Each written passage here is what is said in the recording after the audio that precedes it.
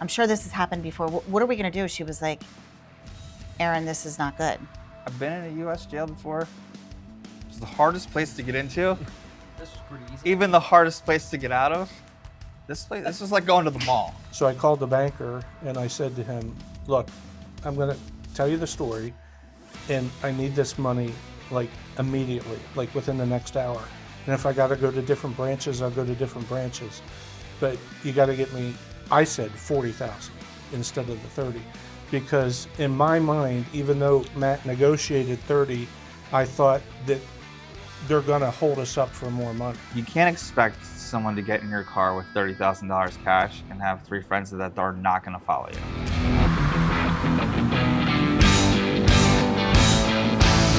All right, everybody. John Henry, The Good Hustle Podcast, episode 31. We are here with local celebrity Brent Lettich and longtime felon. Thank you. Thank you very much. Yeah, I mean, not in the United States, but it's fun to joke about. I remember, this is funny, because there's a picture of Snoop Dogg and Martha Stewart, and it says, one of these people is a felon. And you think it's Snoop Dogg, and it's not. So if you're like, one of these people in this group is a felon, you'd think it was like, maybe Matt or me, maybe, you know, because of our history, but no. Brent. I'm sorry. Stamped, huh? Stamped.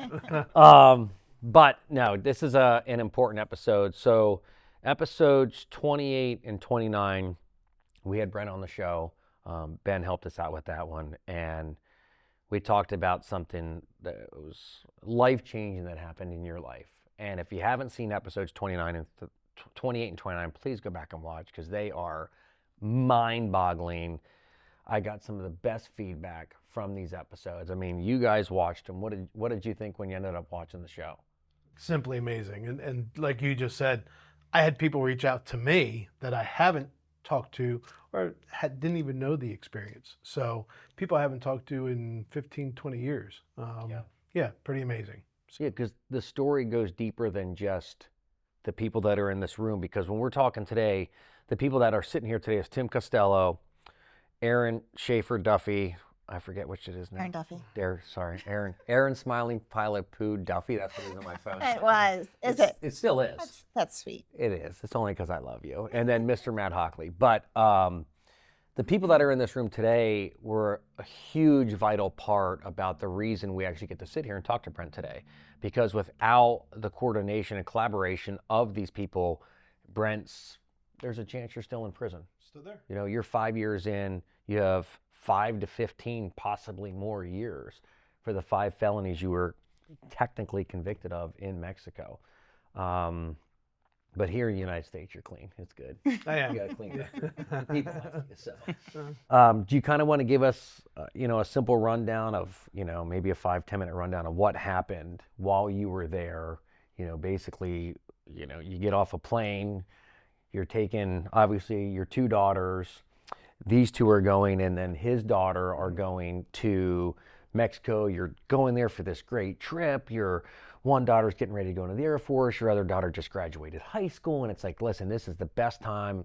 I'm not going to have much more time with these girls before they're out of the house. I'm an empty nester, yada, yada, yada. What a great time to celebrate than take my daughters on this trip, and why not spend it with, my 2 best friends and one of their kids that's the same age. And it's like, this is the perfect setup for a perfect dream trip that you could do and just have a great week in Mexico on the beaches. And it pretty much stopped short the minute you got there. Sure did. Minute we got off the plane. Well, a few minutes after we got off the plane, so I never really made it into Mexico. Oh, you were there. At least the full experience. Smell it. It sure did. So unfortunately, episode 1 and 2 is detailed. Not the entire story because these guys know the full story. I only know part of the story from being inside the criminal side. The real action happened with these guys. Yeah. But yes, in short, unfortunately, I had taken a weapon in my briefcase. They found it. I was detained and went through the entire process of the courts and negotiating The negotiations happened. Matt was the negotiator, if you will.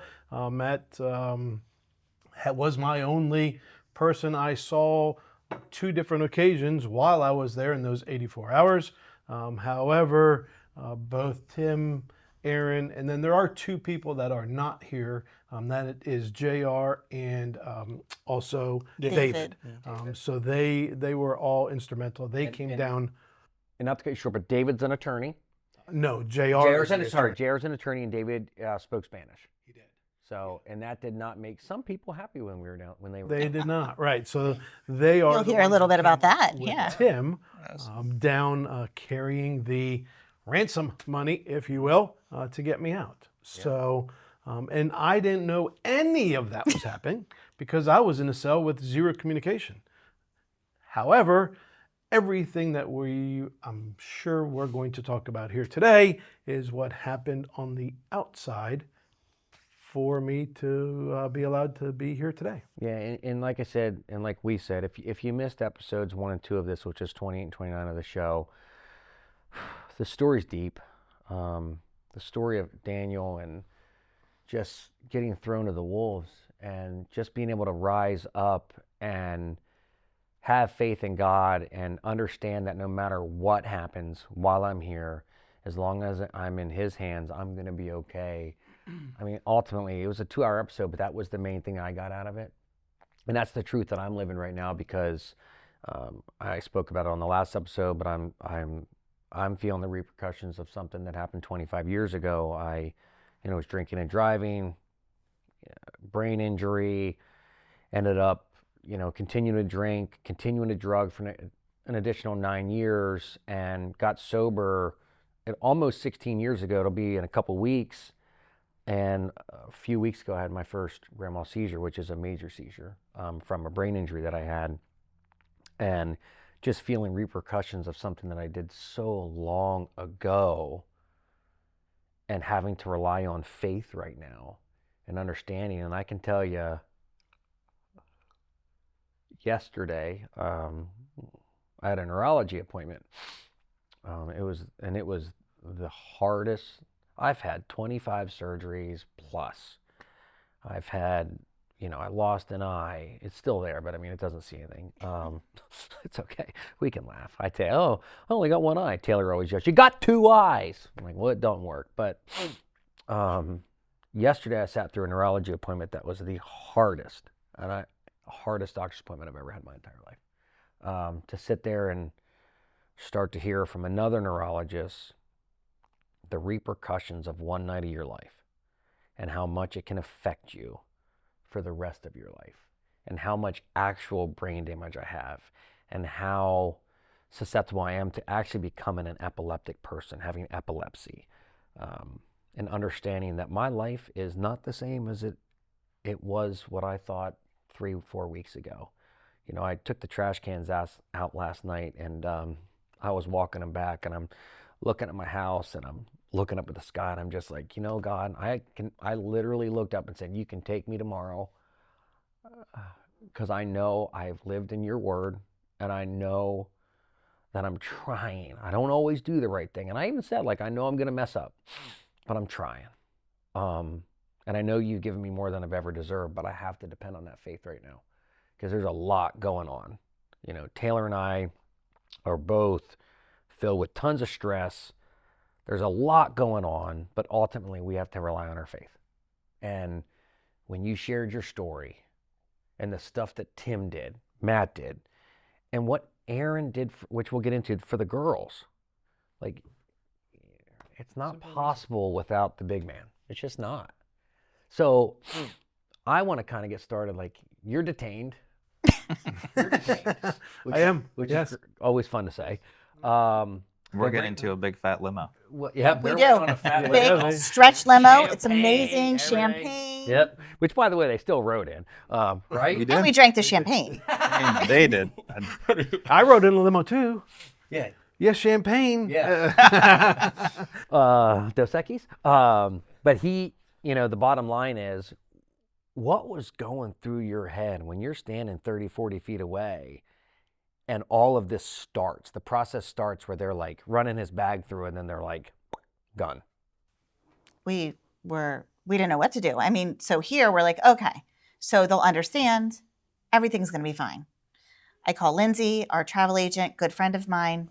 I said, Lindsay, have you ever had this happen? Like, I'm sure this has happened before. What are we going to do? She was like, Erin, this is not good. I'm like, well, what do you mean? Like, are they going to like release them? She was like, no, this is a huge deal. She said, you're going to need to get hold of the consulate and you're going to need to start making phone calls. Well, what were you thinking before this? Like, just while you're watching it go on. So we went through. You'd hit this button, whether they're going to check your bag or not. You know what I mean? Otherwise, we would just It goes walk through or not. Yeah. So we go through, get to the other side, and there's this door. It's like a sliding glass door that just keeps opening and shutting every time somebody comes through, right? So we only got 4 feet from there, and then we're like, where are they? And we look back, and you can kind of see they're like over to the right direction. And we're standing there for like 5-10 minutes. No one's answering their phones. We have no idea at this point. And then I see like this military guy come walking by with his guns and stuff. I'm like, what is going on? Right over to where they're standing. So eventually, like after a couple minutes, I like broke back in. Because once you go through the line, you're not supposed to go back. Yeah. Somehow I like snuck back over. And that's when I talked to Brent and the girls. And he was like, I have a gun in my bag. And I was like, oh. Well, that's good. That's cool. Right? And you still don't know what's going to happen at this point. So then I went back and told the other girls. And That's when you started making phone calls. no, but we were still at the airport Okay. at this point. We hadn't even left the airport. Yeah, I had The started limo was calling. like waiting Yeah. for us. Like they're like, let's go, let's go, let's go. We're trying to like hold everybody off, thinking that he's just going to mosey right on out the door any second. Take the Done. gun. Right. Yeah, take the gun. Let us go on our way. Now, mind you, he's bringing in a 9mm. It's loaded. It has hollow point shells. It has a max, more than you're supposed to carry, and then there was one other one. The rounds were in. Oh, the rounds. Yeah, the rounds were actually in the chamber. So he's ready for Mortal Kombat. Yeah, so he's like, I got 5 on it. I saw you in there's a movie, New Jersey Drive. You used to steal cars. Yeah, sure. So he's got 5 felonies. And in your brain, you're just sitting there like, well, just take the gun. Let's go. That limo's waiting. You see that champagne? I mean, at this point, we don't know. So eventually, it came to the point where probably 45 minutes went by, and they were like, well, he's not going. Wow. You know, and he told you the part about Morgan, and it was like her bag. And like, Yeah. The mix, So the mix up. he was like working on that stuff. And then the next thing you know, I think basically like we got the girls, we were like saying to the girls, like, we have to go. It was the time, you know what I mean? Like you're sitting there thinking he's going to be let go. And then we had to come to the realization that he was not coming. And while that was happening is when I got the first phone call from Morgan. Did he? While everybody was still there in the airport. Right. So I'm driving home from that charity event in Potter County in the RV with my wife. And I get this call from Morgan crying about what's going on right now in the airport. Right. And when I found out what's going on and when I hung up with her, I looked at my wife and I said that I'm going to have to go to Puerto Rico. Wow. Mexico. Mexico, Cancun. Mm-hmm. Excuse me. I'm going to have to go to Cancun. And I just knew at that moment, that we had a major problem. It was going to take money, and I was going to have to go. So that's how I got involved, was right from the airport at that time, getting that call from Morgan as she's crying, and then trying to figure out what the hell can I do to help solve this problem. So that's when I got involved at that moment. And if you don't know Tim, and I worked for Tim for 6+ years, Tim's a problem solver, and he's a protector, and he protects his herd. He really does. So when he has something like this come up, is one of the greatest things about this man is that when something like this does come up in his world, and you are part of his world, you will feel that added protection instantly, just knowing Tim's got your back. And Tim will find any means possible to help his peeps ultimately. Like and like I said, I got the quick phone call. Like, do you obviously he asked it was a talk about his parents coming down, and that was not realistic. So that was a fleeting thought pretty quickly. But then it was like, John, do you have a passport? Yes. I'll pack a bag. I didn't want to go, but it was a question, and I was willing. I did not want to go anywhere near that. And I'm going to be honest, I would have been scared to death. Well, most of that all took place the next day. Correct. Right. It was All Monday of my morning. communication after my call with Morgan was with Aaron. Correct. So And, then we go back. So we go to the resort finally. as I'm thinking through this thing, and I know it was going to cost money, and we're talking about this thing, we had no idea how much money or if there was even the possibility of a ransom. I just knew it was going to come down to money. So what I started doing on that Monday morning was to make phone calls to Brent's best friends to find out who had a passport and who would be willing to go on this thing. And at that point in time, Aaron and Matt were working with, and they'll tell their story about, Mimo. they were working with the attorney and the jail and everything else. But on the backside, we were trying to find out who we could put together to go on this thing. And like again, I did ask you. I asked his friend Gilly, who didn't have a passport. I asked Bob Sarge if he had a passport. He didn't have a passport. Oh, the gym guy. Yeah, Yeah, great guy. and he was a Marine, and I knew he would go if we needed him, but he didn't have a passport. And it finally got down to the next day, as they'll tell their story about how they negotiated this thing, that basically my mother and father volunteered to go. So, yeah. My father at the time was 85 years old, and my Yep, mother, I'm in. my mother was 83. Didn't even have to ask him. They'd have done anything Oh, for amen. Brent. 100%. And thank God, and we'll kind of get back to this side in a minute, but I think this is kind of when Brooksy stepped in a little bit, right? Right. So when Brooks heard that my parents were going to go, he happened to be talking to one of his best friends, JR. who was JR. And JR told Brooks, no way. We're not letting them go.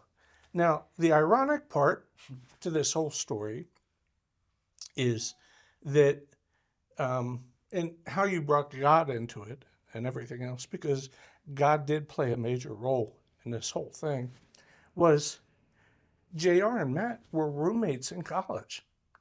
I never knew that. We didn't know any of this at So this we didn't know time. any of So this. we're gonna come back to what No. happened. You knew he was friends with Brooks? No. Right. So No. Because he's been friends with Brooks forever. JR says there's no way my mom and papi are going on this trip.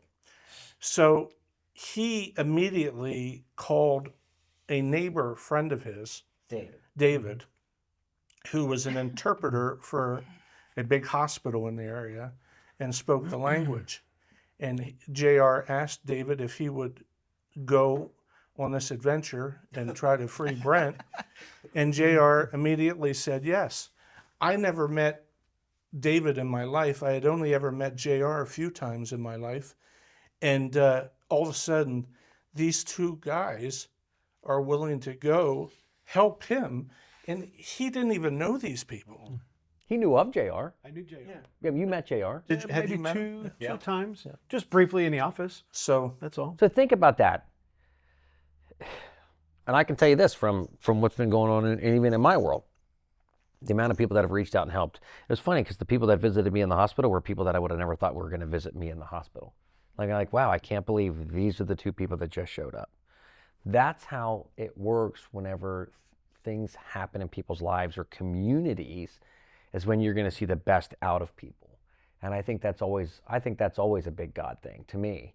And especially this guy David doesn't know, you from Adam. no, Never. or me. Never. Or you. Yeah. And he just knows JR as a neighbor.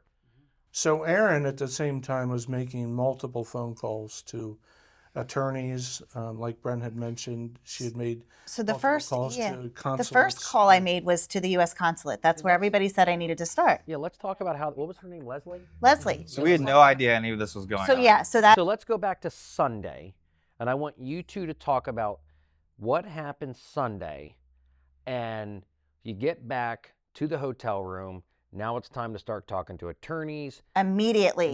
and Mimo. Right. Or and Well, Not that yet. too, That's not coming yet. up later. So I talked to Leslie. She's the U.S. consulate. Wonderful.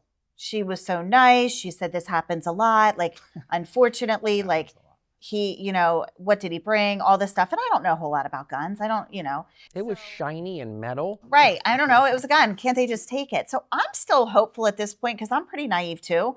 I'm like, okay, so this is why we have a U.S. consulate. She's going to help us to get whatever help we need and get him out. Like, this should be easy. So she says, well, this isn't going to be easy. Oh, okay. So she starts giving me a list of attorneys. And so I start making phone calls, which I couldn't figure out how to do because you can't just make a phone call in Mexico. We had to call my his friend Carlos, Torres who's from Mexico, to figure out how to figure out call. how to We get didn't know how to out. call anybody. So I start calling, and these numbers, they're like hours away, and we don't serve that part. And so I call her, and I said, "What?" And she said, "You know what? I have the perfect attorney for you." And she said, "He's actually right near the jail right now. I'm going to have him go see Brent." And I was like, oh my gosh, thank you. Like, I owe everything to this lady. She's wonderful.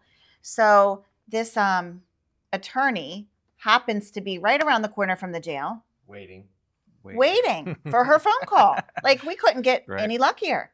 So Mimo is his name. Mhm. That's when we find an attorney. So Mimo, I guess, goes in to see Brent.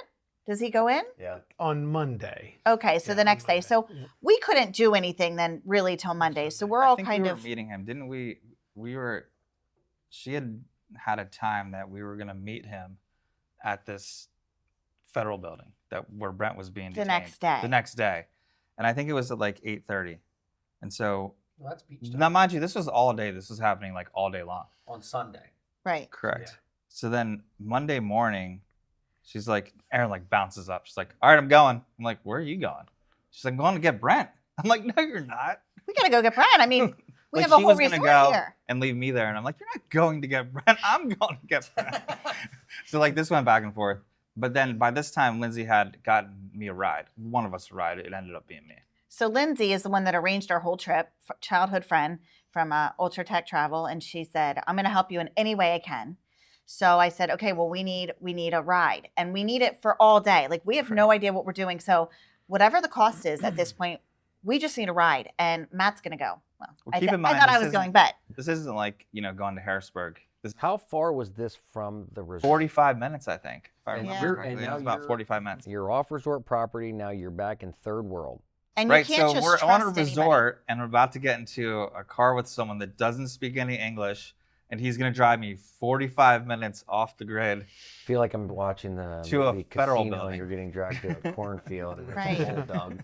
That's why we wanted her professional opinion, because she's using a company that she's always used. Not that it can't, but this isn't just calling a taxi and just trusting anybody. So it's a well-known company that has worked with her for years. So And what's the travel agency called? Ultra Tech Travel. So if you're looking to bring any firearms into any other country, Do not call Lindsay. Yeah. call Lindsay. She will make sure everybody else has plenty of transportation set up for you. So congratulations. Keep going.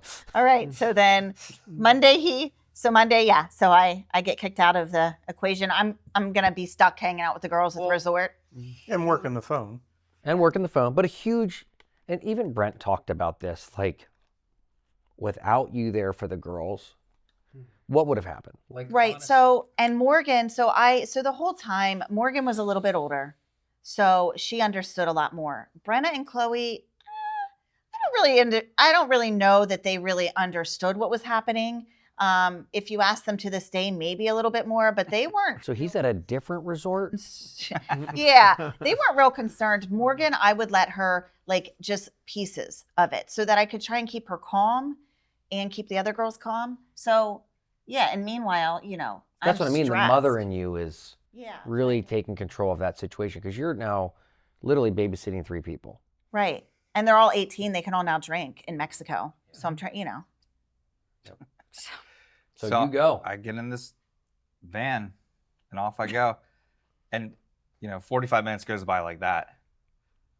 And all of a sudden, it just stops. and I'm like looking around. Now, mind you, I'm like looking at, I have the address of where we're going, like in my maps and my GPS to make sure I'm going to the right spot. So he stops and he just points at this building, and it's this building that has, it's just all concrete. I have a picture of it. It's all concrete and has this big, huge door on it. But you can't get in. It's like a huge garage door, like, 20 feet tall. So he's like, walk up. So I get out of the car, I walk up, and like nothing happens. Right? So then all of a sudden, there's this hole about this big, probably. Gosh, I picture the Wizard of Oz right now. And this guy sticks a gun out of it. Oh, Right? seriously? Yes. This hole opens up, and there's this gun, and this guy's like mutters something in Spanish that I don't know. And I'm like, looking for an attorney. And all of a sudden, this gate comes open. Then I walk up. It's probably 50 yards, and then there's like a, it's like an office, at this point, like a outside of an office, judicial building of some sort. And I don't know exactly, right? So on the left-hand side, they have a metal detector and a couple Mexican sergeants, military guys with machine guns. And I walk up, and I'm like, I'm here to see an attorney. Of course, no one speaks any English. And they just point. So, here's the metal detector. I just walked right by the metal detector and right on into this building. And inside, it's, like a corporate office. And they have a couple chairs, like a waiting room. There's like a couple chairs here. And I have no idea what I'm supposed to do. So I'm like calling Erin, what am I supposed to do? She's telling me this guy's name again. And I had to check in. Well, so they had an interpreter that I had to go to get a badge. So I went to the interpreter, talked to her, checked in, sat down, and within a couple minutes, now mind you, like a couple minutes to me could have been 15 or 20. I don't, you know what I mean? Like Time is not. time is not, I don't know what's going on at that point. So this attorney comes out. I have a picture of him too. I'll give it to you. He comes out. And this is Mimo. Mimo, yeah. He comes out and he's like, are you here to see Mr. He always called him Mr. Brent. And this is when he proposes to me this deal. He's like, you're here to see Mr. Brent? He's like, yep, already got it all worked out. He's like, I'm like, well, what do you mean? He goes, come with me. So, mind you, like, I've been in a U.S. jail before. It's the hardest place to get into. This was pretty easy. Even the hardest place to get out of. This was like going to the mall. Like you didn't check, you know what I mean? Like, so they took me back, and from the waiting room, Brent was like kind of around the corner, and I would say he was in like there was like probably like 2 blocks, when you're in the holding cell. Mm-hmm. But they were it was open, yeah, so you could see him. And this is when Mimo and Brent proposed to me this deal that they want. He wants $40,000 yeah, to get him out of jail. And I'm like, what? Within a certain time frame. Yeah, so he starts, so he says 40,000, and at that point in time, he's like, I'm like, well, when? And he says, well, 24 hours. I'm like, you want $40,000? Like, can you just, I saw a Santander on my way there. I'm like, can you just run me down there? I'll just go get. You asked if we could wire it. Yeah, because we passed a Santander, and that's the bank we had. So I was like, well, can we just go to Santander? And he's like, no, it needs to be American money. So then this is like when Brent was telling his story about how like he like stepped aside for a second. And Brent and I had, I don't know. Oh, this is right. The Mimo stepped aside, and you guys he had a stepped quick aside, talk. and we had this quick conversation. And Brent's like, whatever it takes, we got to figure this out. So I don't exactly remember what was said during that period of time. Because again, like, your adrenaline's flowing. Like, and this guy, Mimo, comes back over and he's like, yep, 40,000. Brent already agreed. I'm like, we're not doing 40,000. I was like, how about 30,000? And he's like, oh no, I mean, all these people. And so he said all these people. And back then, like, I wasn't thinking about what all these people meant. Putting 2 and 2 together. But later in this, like, you'll hear about what that really means. So like he was like, all these people need to basically get paid. Do you know what I mean? So is that then when you called me to tell me the amount? no, because when we were still in there, he was like, he made some comment about he still wanted the 40,000. I'm like, well, it's 30,000 or you can keep them. Yeah. And Brent's like, Sorry, Brent. Brent's like watery eyed, and I know he's thinking, No. I can't believe this. No. Said that they can keep them. Now, in the real estate world, that's called the takeaway, and it can work in negotiations, but that's typically for a client in a house, not a human. In another country. In another behind country. bars. Behind bars. Anyway. And so, he at that point wasn't non-committal because he had to check with all these people. Well, I didn't know what that meant, but I just knew that we had to get it down as low as possible, but still get him out. And I mean, just like you said about real estate, I mean, if he would have said something else, we would have had to figure it out. But yeah, so then they only gave us like a couple minutes, and then the guard came over and was like, "Hey, we got to go." And we both have our own checkered past. So I had already been in jail before. So I just looked at him and I'm like, this is kind of like a country club. You'll be fine. Yeah, you'll be fine. And he was like, This is before you were he's like transferred. holding on. I'm like, just try to find somewhere to like sit and like relax or something. Yeah, relax. Relax. I saw a People good. magazine over there. Right. In Spanish, but Because you'll at be this fine. point he was by himself. So he's not at risk really. Like he's by himself for right now. It's the safest place to be in a spot like that. And so then I left and he followed me outside. And that's where, we kind of like finished the deal. And he's like, it has to be 40. I'm like, dude, listen, I don't have $40,000. I'm like, I have 30. Basically, take it or leave it. So where did this number you guys come up with, like 30 grand? Like, I mean, it makes. Well, Matt just threw it out. I mean, we were just, I just. That's a didn't- more. I mean, in my brain, I mean, Tim, I didn't have any knowledge of. I think of- that they've done this so many times in Right. Cancun Yeah. that 40 was the number that they Start figured that somebody could come up with and get it there Right. to make this stuff go away and these people be paid off. Matt obviously negotiated 30, and then eventually they took the deal, or Well, so when we were outside, I'm like, so let me get this right. This guy is in jail right now because he brought a gun to Mexico. Oh, and this is what he was like when he was All the laying 5 out, like counts or all the whatever. stuff about it. He's like, he was trying to like stress to me about how much trouble he was in because it had all these elevated counts. Because you can't have a gun of that type because only the military can have it. Then it was loaded, then the bullets, and on, you know what I mean? He was trying to like squeeze me for as much as possible. And I'm like, so you want me to find people to bring this money down here? And he's like, yes. Because it has And to be he's- cash.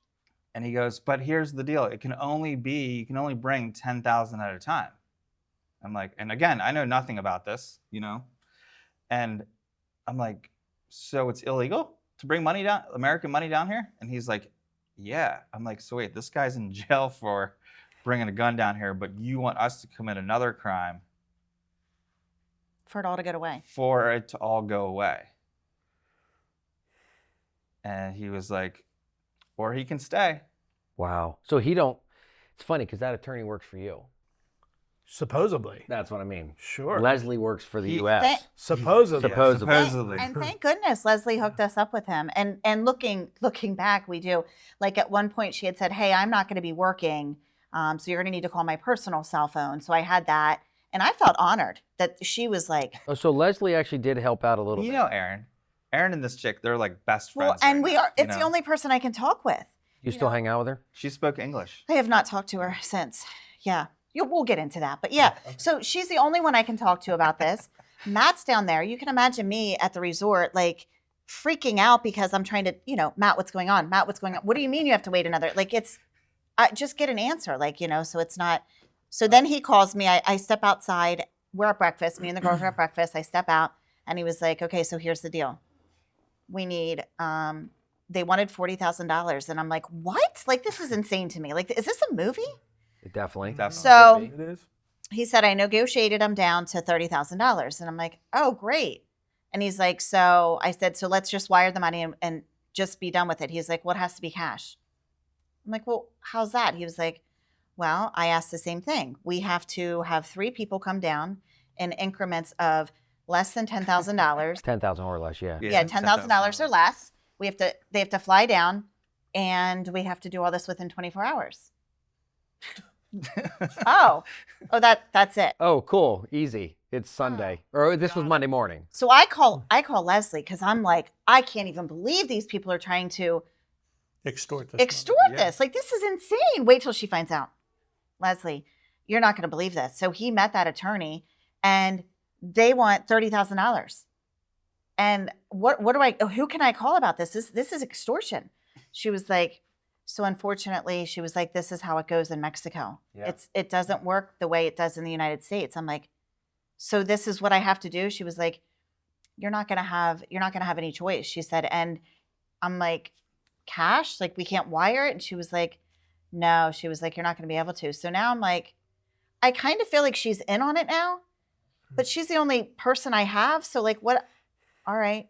I'm like, okay. So then I call Lindsay, and I'm like, Lindsay, I need to get 3 flights down here today, preferably first class, but whatever at this point. Because that'll get it up to 40 grand. Right. Just, I need the quickest flights that you can find for 3 people. And I know I'm not supposed to tell you this because it was all hush hush, but, they all are going to be bringing money down. She was like, oh my gosh, Erin, are you sure this is a good idea? And I'm like, well, we don't have a choice. We got to get Brent. So she was like, okay. So she's working on getting flights, which isn't easy. I mean, it's within that 24-hour period. So that's when we started calling Tim. And that goes back to like his point. So he's trying to find people to go on, which he told earlier. So he did end up finding Tim. So when I started assembling the group of people to go down, the A-team. The A-team. Meanwhile, while he's assembling this guy drops me off at like, our version of Carnes in a cab, and like sends me back to the resort. Dead serious. So wait, he dropped you off at a grocery store? Yeah. I was like, How far from the resort? 45 minutes. And says you get a cab? Yeah. Well, he got me a cab. I was like, hey, how am I getting home? He's like, I got you covered. I'm like, oh, okay. He's like, This was Mimo. Yeah. Yeah. He's like, I got you a cab. I'm like, there you go. You know, it would have been really good if it was the back of a motorcycle.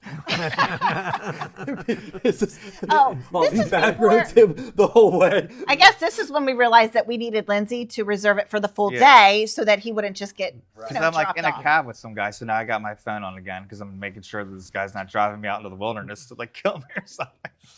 So at that point, I started working the phone.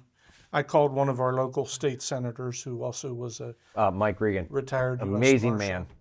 and reached out to him. And every person we talked to basically said, we need to pay this money. So I made a phone call to our banker, because a lot of these local banks don't carry $30,000 or $40,000 in cash in the bank. By the way, guys, if you're enjoying this episode of the Good Hustle podcast, please go ahead, leave a like, subscribe on the YouTube. And also, we are on Spotify and Apple Podcasts now. So if you want to listen without the video part, you can do that.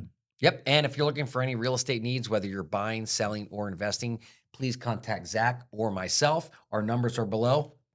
Back to the podcast. So I called the banker and I said to him, look, I'm going to tell you the story, and I need this money like immediately, like within the next hour. And if I got to go to different branches, I'll go to different branches. But you got to get me, I said 40,000 instead of the 30, because in my mind, even though Matt negotiated 30, I thought that they're going to hold us up for more money. They're going to want more. Somebody else is going to need paid off. So I got $40,000 in cash. And in the meantime, Erin got me coach seats. It's what I could do with what I was given, okay? And I don't fly well in coach, so I literally sat like this for the whole trip. That's a 3-hour flight. Oh yeah, from Baltimore. And what had happened was I picked up the money. I had all the cash. I counted it. I made sure we had enough. And I got the team together, and they met me at my house at 3 a.m. on Tuesday morning. Tuesday morning at 3 a.m. And we left and we drove to Maryland, to Baltimore, and got out of the car and went into the airport. And I was panicking a little bit because I knew JR could carry 10, David can carry 10, and I had 10, but I had this extra 10. And I'm thinking, what am I going to do with it? So I put $3,000 in my wallet. Okay, so I had an extra 3. The 10 was in a bundle. And I took the other 7 and I went to an exchange place in the airport and I converted it into a Visa card Oh, great idea. so that I had a Visa card that had $7,000 on it. And then we boarded the plane and headed for Cancun early that morning. And when we arrived, Lindsay had already arranged, as Aaron said, the van, and Matt said the van. But we had made sure that this guy was going to be available to us nonstop for the next couple days. Do you remember his name? No, I have no idea. No, I It don't was know. different people every time. So Yeah. Okay, it was okay, like I we got it. had It a was, ride, it but was Amstar, but but she it was had a a different guy every But time. it was like Yeah. boom, boom, boom. You Yes. weren't waiting. Yeah. So I think what happened at that point was we ended up getting to the Marriott where I had made reservations for us. And JR and David and I were having lunch, and Matt came Right. and met us at lunch. Because they were in town, so we were on the resort, but you were We real were close we were in the Cancun. city, in the city, right? right? Of So we were in Cancun. Riviera Maya, right? yes. Yep. So I had taken a ride to meet them at the hotel, and they were eating. I remember I walked in, they were eating breakfast. And so at that point in time, LaMelo, he was like, let me know when you're at the hotel. Now, mind you, this guy is super skittish. He says, yeah, if he's going to be there in 15 minutes, it's 30, and then he calls, and then it's 45, So- Nothing in Mexico is real time. Nothing. Like it's like a whole different universe. Well, I'll tell you about that too a little bit more. Yeah. So eventually, Well, we're at the Marriott Yep. eating, and Matt comes, and we're waiting for Mimo to come. And again, as Brent had described with these guys that we brought along, JR is not only an attorney, but he's also military. right. And David understands multiple languages and was a translator. So Matt and was talking with us, and we were waiting, and then Mimo arrived. We're putting a plan together here. Yeah. Yeah. So Like I was what being had happened? raucous. Yeah. What had happened? And JR's kind of like your What was crazy what's because that I guy's didn't know name he from was Fast and Furious? Vin Diesel. Vin Diesel looking Right. guy. Like he's Right. kind of like jacked. And again, it was hilarious because when I said JR, Matt's like, JR who? And I was like, he's like Brooks's best friend. He's like, Aaron, that was my college roommate. And I was like, what? So like Tim had said earlier, like that's just another So this part is of your the- reunion with JR at breakfast in Mexico with Cash. Yeah. So when Mimo showed up, I think he was a little intimidated by what he saw there. So I stayed back at the table, and JR and David and Matt kind of walked towards the lobby, towards the outside, to talk to Mimo about how this was all going to happen with this money situation. And at some point in time during that conversation, Mimo realized David understood You were Spanish. You were in the actually think car. What happened was you guys had gone to your van, and David and I had gotten in the car with Mimo because he spoke Spanish. So Mimo didn't and know Mimo yet. was driving, so he rolled up in his car, and at this point in time, Tim still had all the money. Now So- think about it from Mimo's standpoint. Mimo, little guy, big guy. not very big, little, Yeah. average height. Tim, looks kind of like your mob boss. You got JR's kind of jacked. We got you're a So- pretty big guy. Well, they get in the van, and David and I get in the car with him. I'm sitting in the front seat, and David's like in the back seat, and he starts to pull away. Do you remember this? Mm-hmm. Oh yeah. And so he starts to pull away, and we're talking, and David's like, he has these court documents, and David's like, can I see them? And I don't know where we're going. We're just driving, and no idea where we're going. Tim in the actually. van is following them. Yep. He's telling them to follow. And so he ends up talking in Spanish, and this dude just absolutely flips out. So I don't know if this was 5 minutes or a half an hour. Again, It was 5 minutes. Yeah. time goes so, Yeah. but we end up coming. The Back next to thing the I know, hotel. he slams on the brakes and is like, both of you out of my car. We were back at the hotel where they were staying. And I'm like, he gets out of the car. He's like, the deal's off. You remember this? Mhm. And I'm like, what? Yeah, because he didn't like the fact that he's like, I don't know who you think you are showing up here with all these gangsters and some guy that can speak Spanish. I'm trying to protect our friend. Right. These I'm like- gangsters. And I'm like thinking to myself, I don't know who you are. You're trying to extort us for money to get Right. our friend out of jail. So Mimo wanted Matt alone in the car with the money. Right. Okay. And made David get out.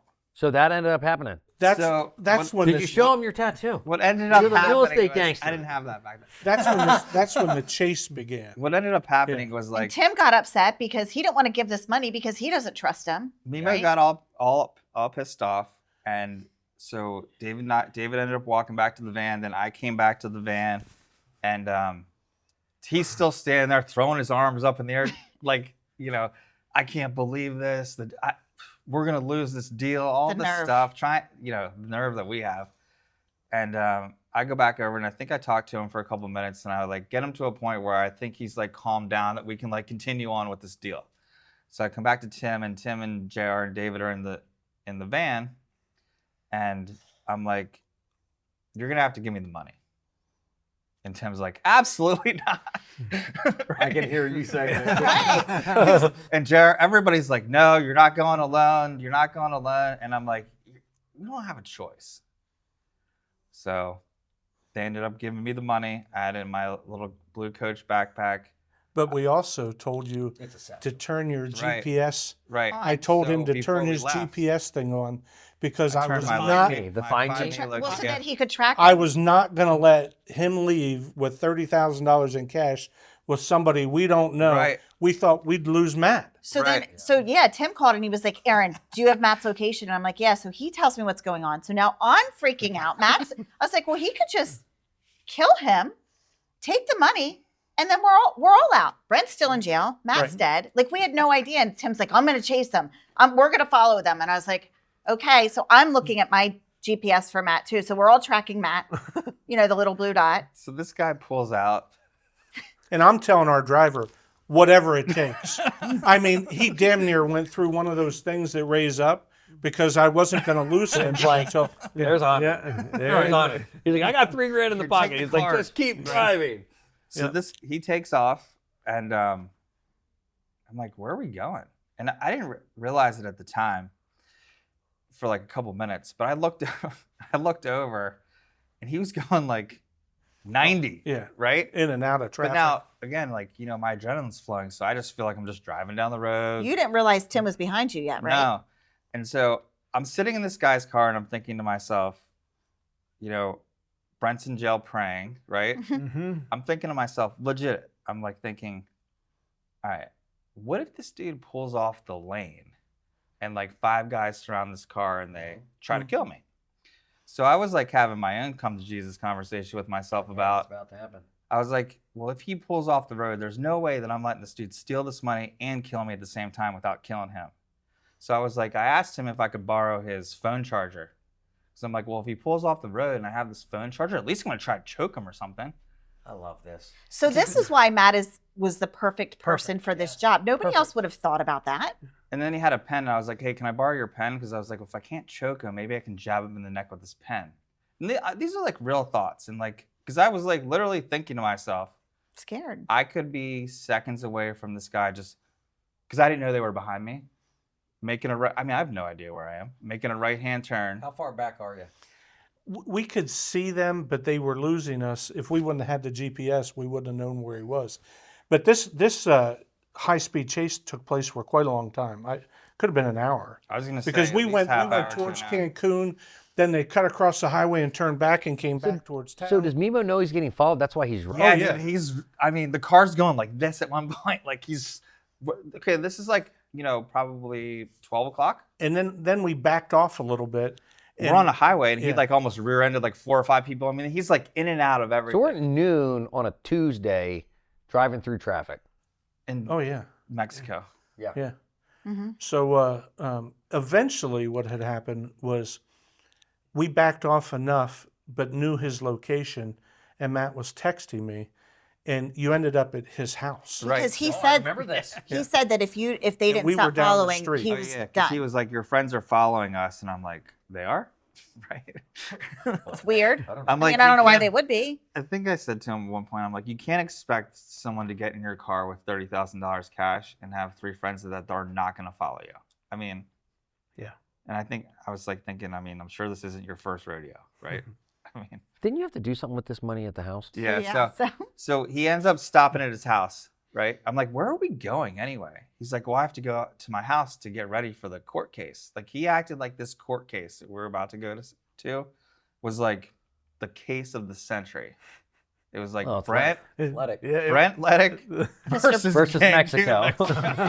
Mr. Brent. So Mr. Brent. he pulls over to his house, and it was like a townhouse, and everything there's concrete. So it was like a concrete stucco-ish townhouse. There was a bunch of them, and he's like, "Are you gonna get out of the car?" And I'm like thinking to myself, I don't know, They see Joe because Pesci the money's walking between in. my legs in the front seat, and I'm like, should I get out of the car? Should I just wait in the car? Am I safer in his house, or am I safer in the car? Then I'm like, well, what if somebody surrounds the car here? So at this point in time, I was like, okay, I'm going to take some pictures. So I took a picture of his VIN number, and I took a picture of his house number and his electric meter. Because I figured if I went inside and they killed me, at least Did you when I was send those photos? No, but if I got murdered or something and I was on Dateline, they'd be able to download them. In the cloud. We were Maybe a in the block cloud. down the street, so we knew where he was. I wasn't losing track of him. So I had no idea. Tim was actually showing 2 properties at the on the end that were for sale. So he's like, are you coming in? I'm like, I don't know. So a couple minutes go by, and finally I'm like, all right, it's probably safer for me to take the money and go inside. So I go inside his house, and he's got this little dog. It's like this little Toto. white shit dog that just barks. And he over here, like to your as you walk in, he had a kitchen, like a dining room table. This is, mind you, this is a small place. Then he had like a little living room that had a couch, and then he had this barrel, and in this barrel was like a cane, like one of those fancy canes that has like the head on it, and a sword, and a samurai sword. Oh, you got weapons. And so I sat right in the middle of this couch because I'm like, well, if this dude attacks me, I'm going to slice his head off with a samurai sword.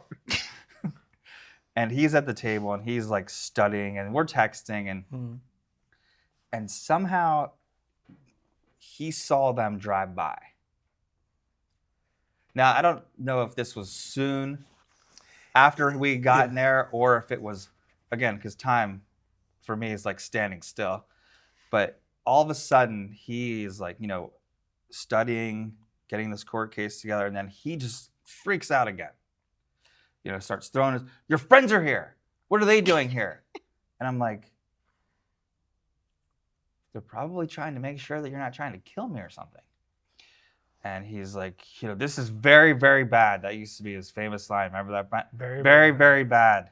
Yeah, Very, you very said bad. that during the episode. It's like very, It's like- Very, very bad. The deal might be off again. So I'm like, well, what do you mean? He's like, well, your friends showed up here. That means they know what's going on. I'm like, no, we knew where he lived. Now. right, So know he what's better going make the on. freaking deal because we know where he's at. right. So I feel like I was at this guy's. So they ended up leaving. I'm not sure where you guys went. We just went for a ride, but once we knew that was his house and where he lived, Right. then we Then you knew where knew they who were. this guy was. Yeah. Right. Yeah.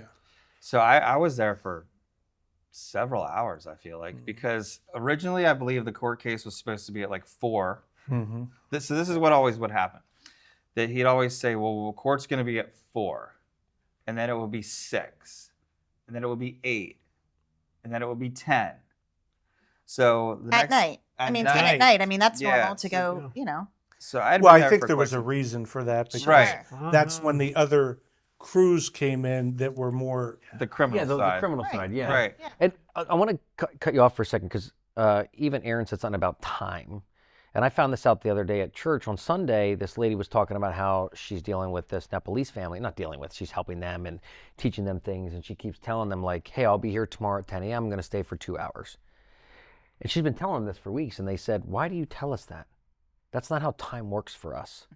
Time isn't like that in the rest of the world like it is for us here in the United States. It's not like, hey, be there at 10, we're going to be there for an hour, and then we're leaving. It's like, hey, we're going to show up sometime tomorrow and spend some time with you.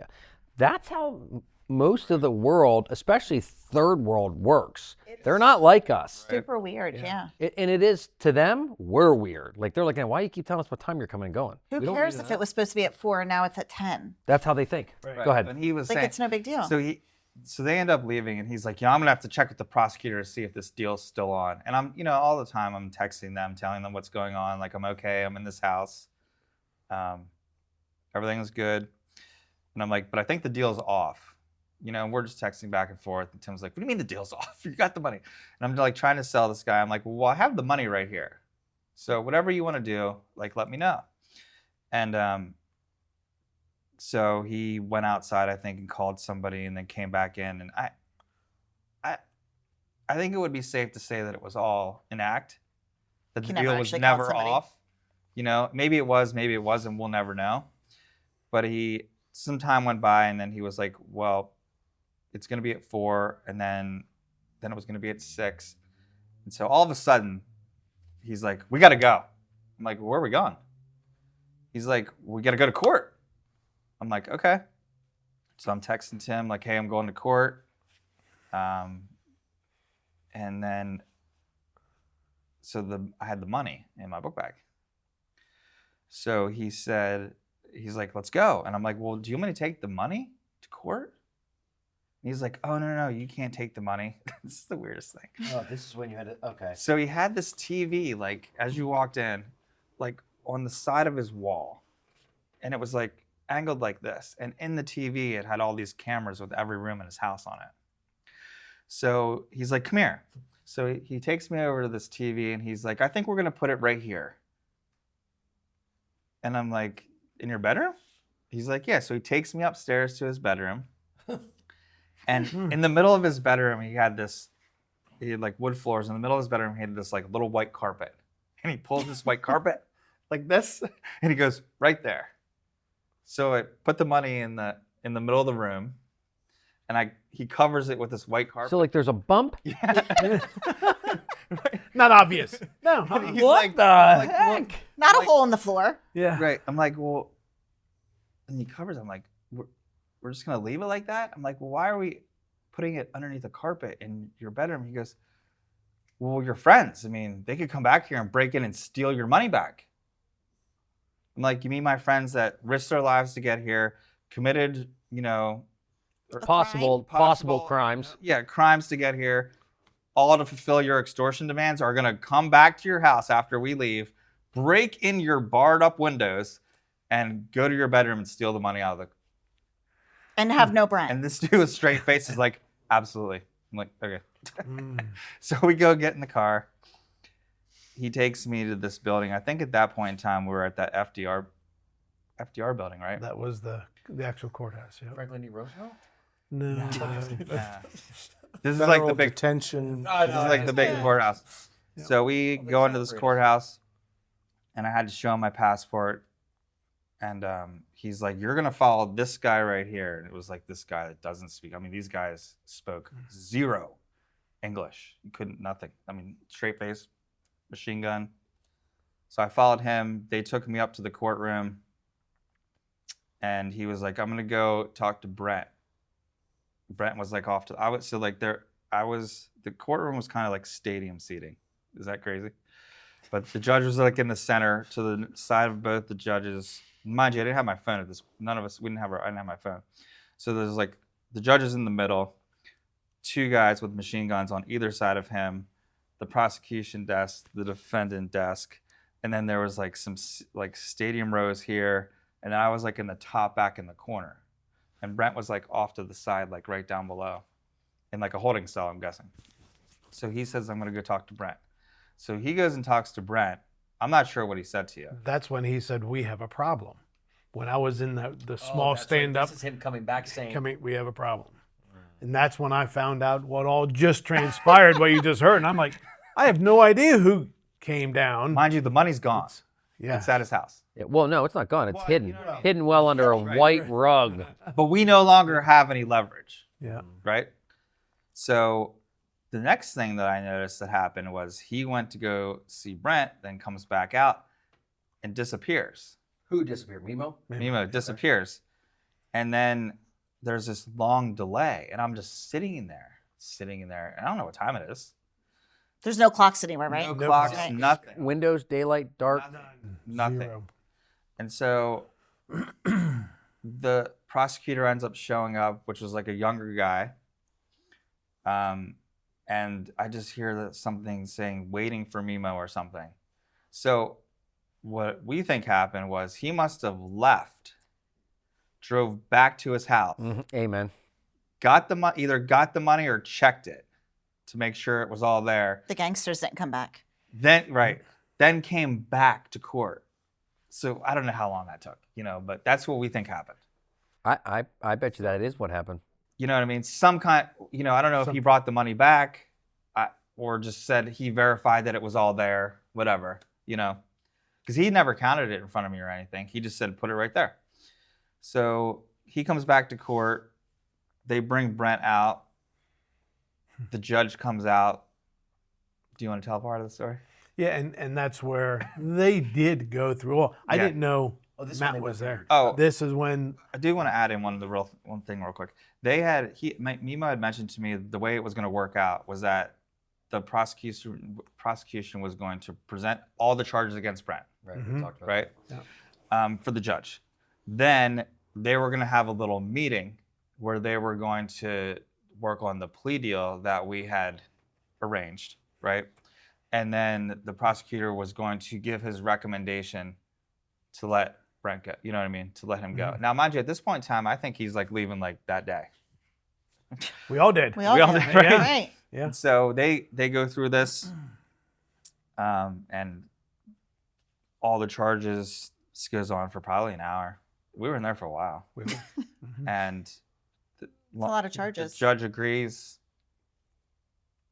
but Brent has to pay a fine, right? That's when they determine the fine. The $1,500 fine. I think it was $1,640. But yeah, okay. I think it was 1640 to have the receipt. Yeah. He does have the receipt. But so they said that he had to pay this fine, and I'm like, okay, cool. I'm like, well, we'll just whenever, like, I'm sitting by myself, obviously. I'm like, okay, cool. Well, whenever we get him out of here later, we'll just go pay the fine tomorrow. No big deal. So next thing you know, they're handcuffing him and taking him back into the holding cell, and I'm like, what is going on here? Yeah, we just all heard. Yeah, they agree. We're Yep. good to go. But there I get carted off. But this is the thing where you still have to pay your fine the next Correct. morning. Yeah. Right. So Yep. they take Brent away. Mimo comes up to me. He's like, hey, we're done. I'm like, well, what about Brent? Oh, no, he's not coming with you today. I'm like, what do you mean not today? I'm like, that wasn't the deal. And maybe I missed something. I don't know. I mean, there's so much going on. Right. So he's like, come on, we got to go. So we end up going. He walks me out. We end up going through the elevator because you have to drop your passport off every time when you come in and out. Which is also scary. Right. Right. Right. Mm. So we come down. The prosecutor is actually in the elevator with us. We all ride down together. We get our passports, and Mimo walks. We walk out to his car, which is like parked out front. On our way, Was it parked in the same place? Okay. I don't know. I mean, when I went in, it was light, and when I came out, it was dark. Understood. Okay. So I don't know, but there was nobody in sight. Like there was no guards, no nothing. I mean, we're in an empty building at this point. And what I do remember, though, which is kind of funny to think back on, the prosecutor asked Mimo for a ride back to the other judicial building where I first Where we went first to see Brent and met Mimo, which was around the corner. So all of us, Mimo driving, me in the front seat, prosecutor in the back seat. He makes some comment to me about my bag. It's a Coach bag. He's like, yep, I got the same bag. I'm like, of course you do, right? Leslie's in the trunk. Leslie's in the Right. trunk. And he says to me, I said, so what's going to happen? He said, don't worry about your friend. He's going to be fine. The prosecutor says this to me. Big happy family Right. in the car. Because we're all best friends. Did you guys go out for enchiladas then? They probably did. So one of the things that happened, I think, at this point, and correct me if I'm wrong, but there was an issue with Brent's passport. To get him out of jail, didn't we need your passport? No, that was the very that later? next day. That was the next day. That was yeah. the next day. So yeah. somehow we were talking, and I was like, well, when he gets out, like, where's his stuff? because he didn't have. Do you know what I mean? He didn't have his bag. Like, where's his bag and all of his stuff? And the prosecutor was like, "Oh, it's in my office." Isn't that funny? Shut the door. He had it in his office. He's like, because when we dropped him off, he's like, "It's upstairs." And those two had agreed, right, that they were gonna get your bag. Mm-hmm. So, on my way back to Riviera Maya, I go. Did they No, give you the Brent. bag that night? No, They didn't give you Brent's stuff. no. No. That would have been helpful. Yeah. 12 hours later, he comes back to the resort. No Brent. Right. No money. No money, No money, brand. no brand. Where were these guys at this time? At the hotel. At the hotel. At the still. Marriott. What were you thinking at that point? Just praying that this Yeah. was all going to work out, because you and I had talked that we had to have some sort of faith that this Right. corruption would take place and they would do what they said they were going Right. to do. You have to hope at that point. I mean, yeah. I mean, because think about it. At this point in time, it's all out of our hands. They made a demand.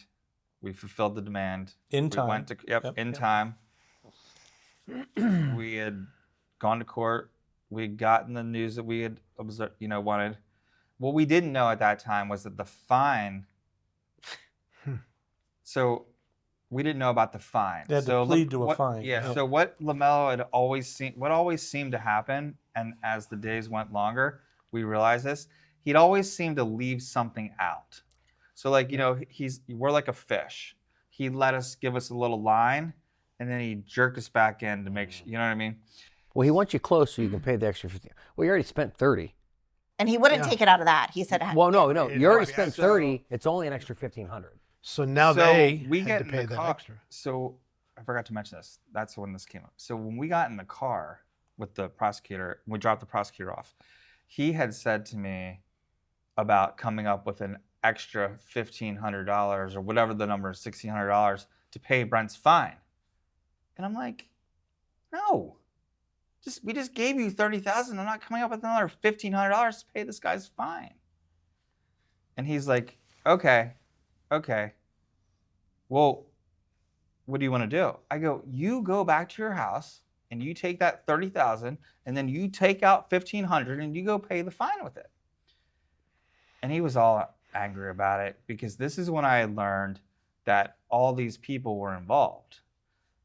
He's like, because everybody gets some of this. I'm like, what do you mean? Did he say that, the prosecutor? No. This is The- Mimo. Mimo Oh, did. Mimo? Mimo was like, Oh. he's like, that's not Oh, yeah, all go back my to your money. He's like, we got the judge, my money. right? Yeah. We got the judge. Mhm. We've got the prosecutor. We've got Mimo. We've got the two guys with the armed guards. We've got Leslie, right? Yeah. All these people. my only friend in Mexico. So he's like, well, you're expecting somebody else to take less money. And I'm like, I don't know. You're going to have to figure it out. I'm like, I sold him on the fact that we had not another dollar. Because you weren't allowed to bring it down. Do you know what I mean? Like, that is Yeah. all the money we had. So he drops me back off, and I take a van back down to the amazing resort. It was nice, wasn't it? I think I got back at like midnight. And We were in bed. we still didn't know exactly what was going to go on, but he had agreed at that point in time that he was going to go and pay for Brent's fine that next morning. But that did not happen. Well, in fact, it did happen. It did happen. However, he overpaid. Oh, I remember, yes, so we that's talked the about other this. thing. Yes. So not only did we have to pay the fine, but that in turn, we had to go back to court Court the the next following day. day I remember this. The Yep. execution for the judge. execution judge. See what I mean? So you always left out a little bit of a point. Yeah. So we had to go back to court again the next day with this receipt, which he was going to handle for us Mhm. that night, and then Senor Brent could come home, right? And which, in fact, that all kind of happened. And we Kind did, of not. It's kind of. And that's when he did pay it. He overpaid. But we went in front of that execution judge. He said, yep, nope, it has to be paid had the to be exact exact. amount. However, They wouldn't even keep the change. they No, went, yeah, we I wanted to give him a overpaid. tip. Yeah, I remember we said that. He's like, just Yeah, take the tip. keep it. So then, again, long story short, I ended up getting out at midnight Matt was there. This was Wednesday night. This would be Wednesday night. With the agreement that we would go back, Yeah. would go back on Thursday morning, first thing, to actually pay the fine again with the exact amount. So what happened to the other cash? They had already paid it. That It was was gone. the court has it. As a matter of fact, to this day, You can't. I paid that fine twice. They have that money of mine. You couldn't use that money. You had to get couldn't new use money. that. I had to get Yeah. new money. Now I had to get new money, but nobody had all of this cash. So So- there we are on Thursday morning, each one of us going to any ATM around that we could. Yeah, so we met him and he was like, I'm like, well, what are we supposed to do? He's like, you're going to have to go. Because what we had the receipt. So we had the receipt that showed that he actually paid for it, right? So where did that money go? So we went Let's back. go back the court night had it. before. He gets out at midnight, and we have a reunion. Right. Which we have great pictures of. And Yeah. he's Now got- there was an escape. right. Yeah, there was a So- escape that. Yeah, I mean that that. night. I mean, let's not That forget delayed that. you guys a couple hours. Because It he had to did. sit there for a couple hours, and I was like, "What are you doing?" He's like, "You're not going to believe this." He sends me a video, and it's all these cops and dogs, and you know, So, yeah, So the next day, though, that Thursday, we went to try to get this money, and we dropped you guys off again. Remember at this, the federal building, at the because prison, and there's armed guards with machine guns just literally around everywhere. I mean, it was nuts. Mimo It told looked like us that. that if we took the receipt back to the same spot, do you remember this? I do The, now. the same spot that he had taken and paid for it, that we could have gotten our money back and got and and then got the right amount. got the right amount. But he paid with our money, He did. Tim's money. Yeah. He paid the fine with U.S. cash. And wasn't it a little podunk? Yeah, it was of, like If he Like even a paid cash it. place. Right. Cash, It was like check it was like cashing a place. check cashing place. Yes. And they wouldn't let us. They wouldn't do anything. so So you couldn't get your money back. So we were like, well, what are we supposed to do? Now, mind you, at this point in time, all of us have lost our patience with this guy. With Mimo. So we were going Correct. from store to store to Store to store, trying to get ATM machines to Yep. get us money. You could only get out. You could only get out as certain amount from each spot as at a time. And we all had minimums on our cards Right. that out of the country you're allowed to Yeah. pull out per day. And we're using every card we had in our wallets to get it. So We eventually got it. we eventually got it, and then we met Mimo back at the judicial building where we had the court cases, Mm-hmm. and it was like in the afternoon, I feel like, and he was like standing there, and Brent and I had to go in. Remember, we had to go back in and pay. We did. Yeah. So we were standing there. I forget. He said something smart to me. Mimo said something smart to me when like I got out of the car. And mind you, like we've all lost our patience because now we've spent And you're tired. all day long. Like this is probably like 4 o'clock again, right? Mhm. We were running out of time. Yeah, we were because we running out needed of to go to the time. airport. Yeah. And he said something smart to me, and I was like, "I'll kill you." And he goes, "You see that guy over there with that machine gun?" He's like, "He won't let you." I'm like, "I'll kill you before that guy kills me." No And do you remember this? shit. And his Yeah. lip started sweating and started quivering like this. It was amazing. Absolutely remember. Clear as day. Yeah. Because this guy was just standing here. He was like a mute, like and so he ended up. He was all pissed off. He wasn't gonna help us. Then he ended up we took Brennan and we paid the fine. And that's where the passport came in because now we paid the fine and Because they wouldn't literally. give him his bag back. Yep. We're Or your done. passport. Or my passport. Yep. To get out of the To country. get out of the Right, country. to get out of the country. Now they want to keep them more. So we ended up in this restaurant, Brent. Tell them what we Yeah. discovered So in that restaurant. after all of that, but we did fight. We had to Brent fight. is free, by the Yeah, way. He's a free finally. man. Free, but no passport. No No passport. at passport. this point. Somewhat free. We go to a restaurant and we sit down.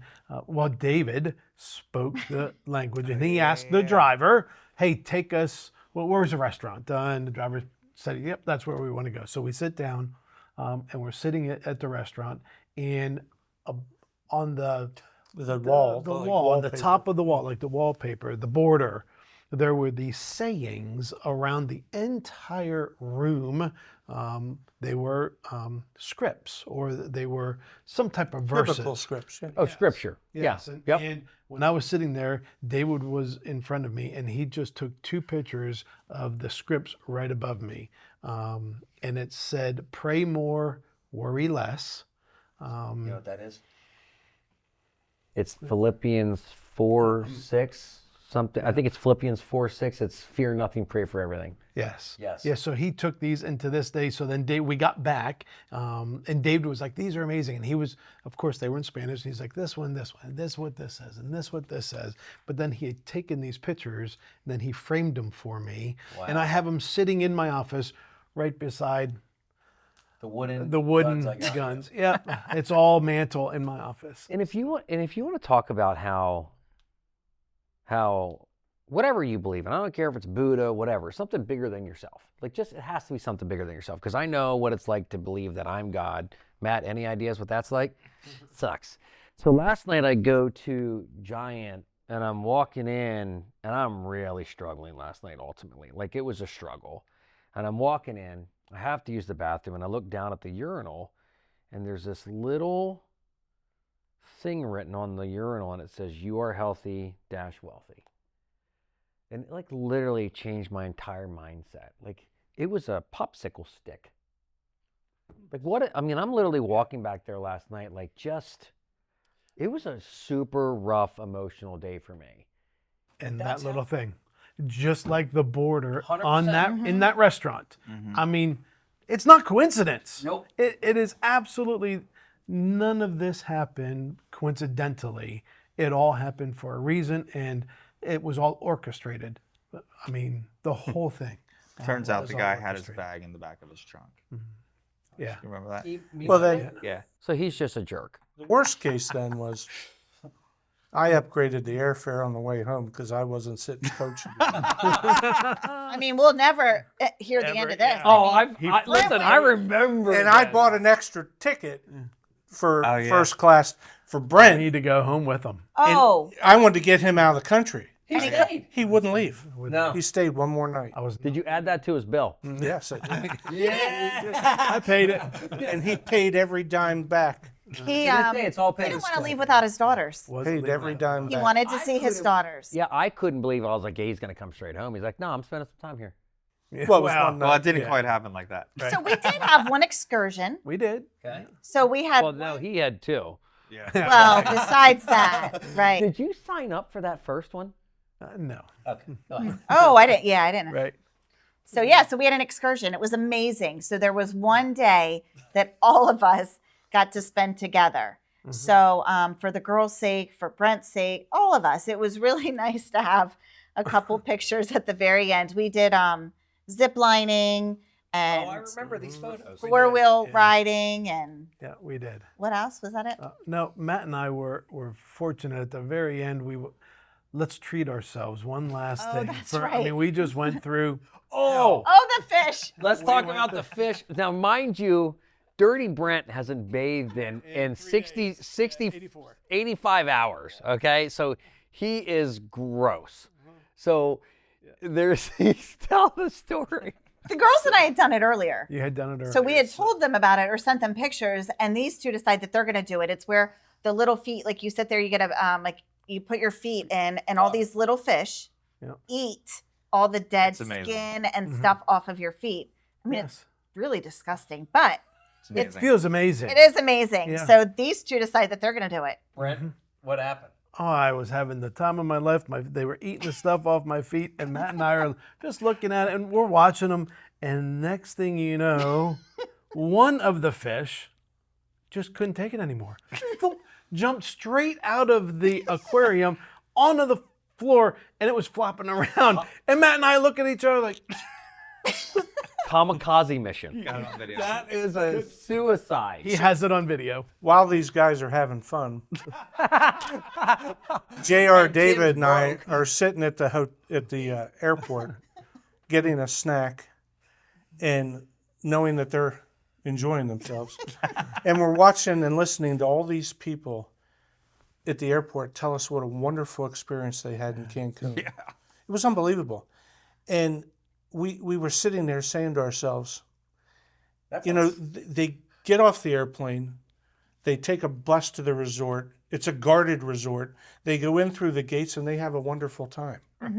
But they have no idea the experience that we had outside of that guarded resort in that town. So after that too, like, because you don't, I mean, this is so surreal. Like, it's crazy. Like, when you hear it, people don't actually believe it. So when I was at the resort, taking care of the girls and stuff, I was so afraid that they were going to do something stupid, or, because they're allowed to drink. Yes. So, luckily Morgan is super responsible, but Brenna and Chloe, I'm a little nervous about.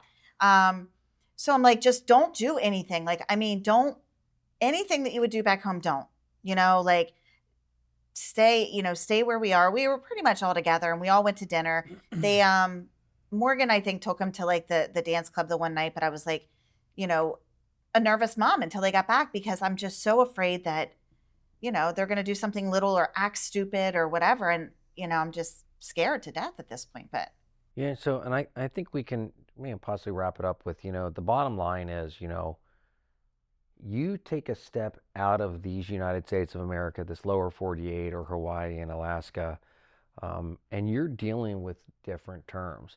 You think, you're just going to Canada? Fantastic. It's not that hard to get into Canada. Or it's not that hard to get back into the United States if you have proper paperwork.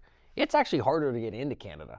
Yeah. Mexico, it might be the opposite. But the bottom line is, if you're not thinking before you're going on these trips and setting up all the safety precautions mistakes can happen. And this is what can happen. It can happen to anybody.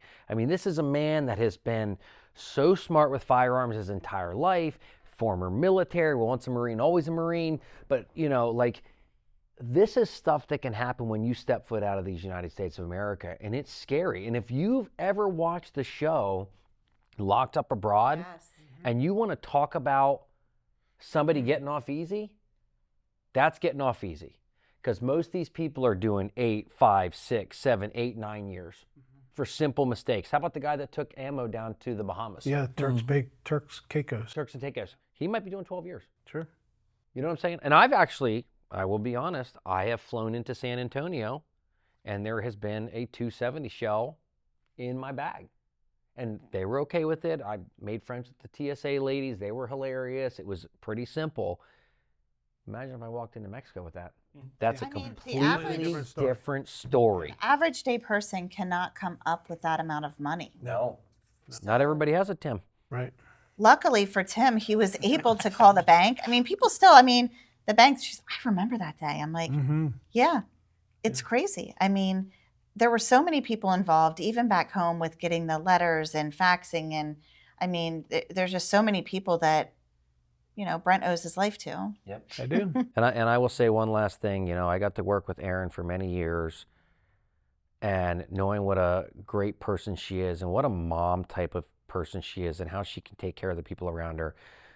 Perfect person put in that position. Knowing who Matt is and how he can handle a situation when it comes to this, understanding kind of our background and where we've come from and some of the stuff that we've dealt with and our previous negotiations types of stuff in our life where we were, just surviving. Perfect person to put into it. And like I said from the beginning, how Tim, man, if you're in his flock, man, you are protected no matter what. And also, God put him in the position to do what he could do. And I don't know if anybody would have had that, that revelation with Daniel other than you, Brent, and had that ability to understand, like, you know what, it's all going to be okay. And to have these guys come down with one of my favorite sayings is blind faith. Like, if you want to talk about blind faith, him driving around all over Mexico, him doing chases in Mexico, like, that's blind faith. Like, that's just, you know what? It's all going to be okay. It's all going to be okay.